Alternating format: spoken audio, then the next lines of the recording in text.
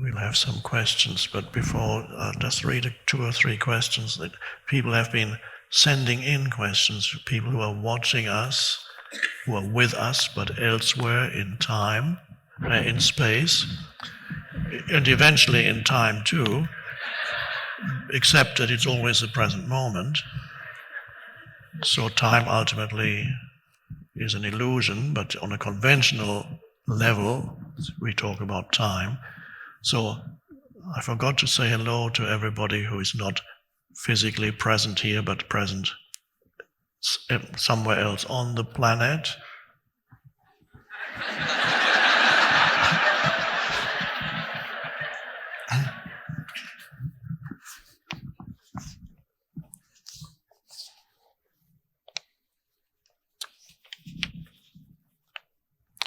This question has been asked in the past a few times. It tends to come up very often, so it is a question that quite a few people have. If we live with a person who is unconscious a lot of the time,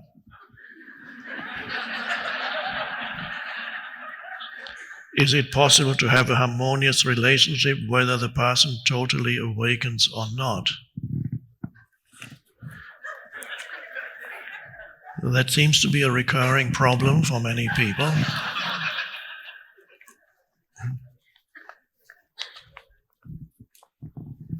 Now, if you have brought your unconscious partner here,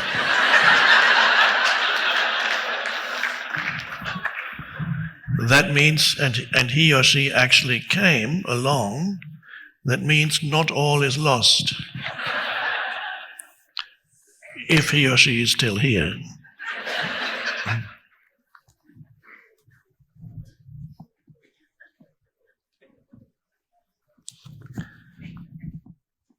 So it depends in what way the unconsciousness of the person that you live with manifests. There are many ways in which it can manifest, from being in negative states, of misinterpreting what you say or do, anger, and then it goes up on the scale, verbal abuse, and then it goes higher up on the scale of unconsciousness to physical abuse. So if the unconsciousness is not too high up on that level of intensity, it may be possible to live with a person who may not share not share your interest in spiritual evolution, but have no idea what you are practicing or reading or talking about. If you try to point something out, that person may just be uninterested. And then if you go up on the scale of unconsciousness, then another person may be hostile towards what you're doing. And there's a big difference. In both cases, there's unconsciousness.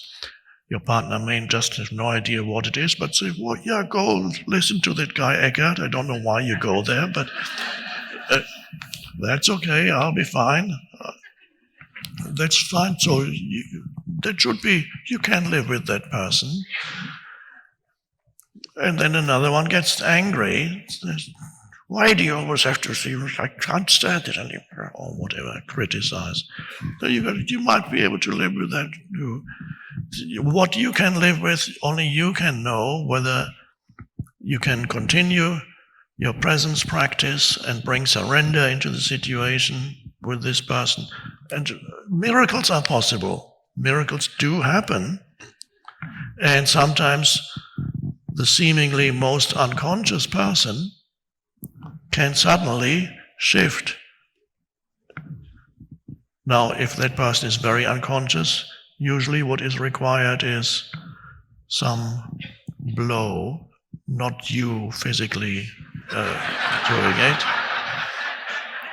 I'm speaking metaphorically.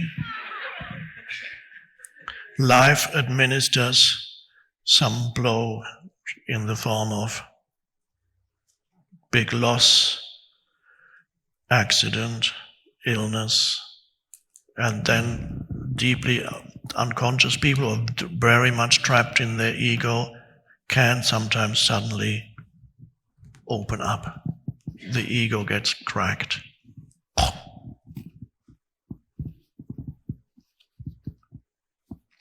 You may sometimes observe that when a person with a big ego is unconscious, it happens not to everybody. When they become ill, they're lying in bed, they're ill. Sometimes the ego gets even stronger, it seems, but for some people, the ego, there isn't enough energy left to keep the ego going. In that, because the illness absorbs so much energy, so there's not enough energy for. And suddenly, this person who was never a genuine person that you couldn't talk to heart because there was always egoic posturing and egoic role playing there, and suddenly this person is ill, lying in bed, and there just isn't enough energy for posturing and role playing. And then for the first time, I've observed it a few times, people have told me and have personally observed, for the first time you can communicate with that person at a deeper level of presence. This can also happen when people who had a huge ego all throughout their lives, when they're approaching death. Sometimes miracles of transformation can happen in the last moments, in the last days, or in the last weeks of a person's life, when resentments that had been building up over a lifetime and other narratives of an extremely negative nature are let go of. Can happen. It can also happen when a person is ill, that when this person recovers, that shift that you observed doesn't last, and the moment strength returns to that person, the old egoic patterns are back. And it's like, oh my God, you're your old self again. You were so nice when you were ill.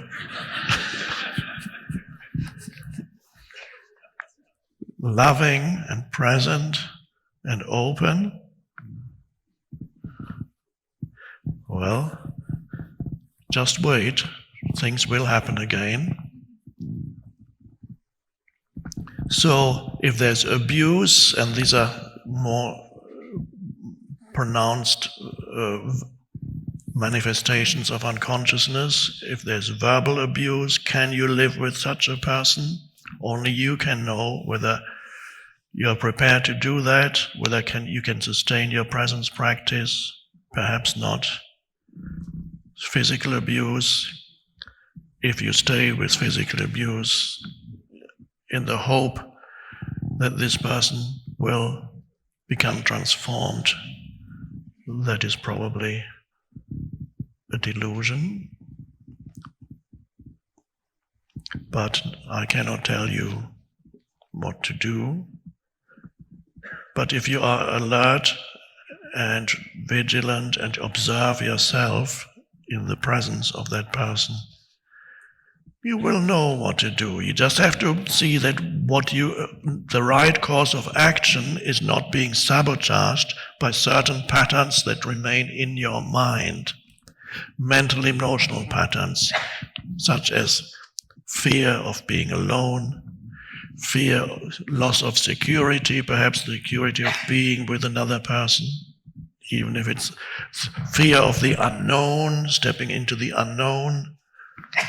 So you may be held back by certain patterns in your mind, and if you're present enough, you can recognize that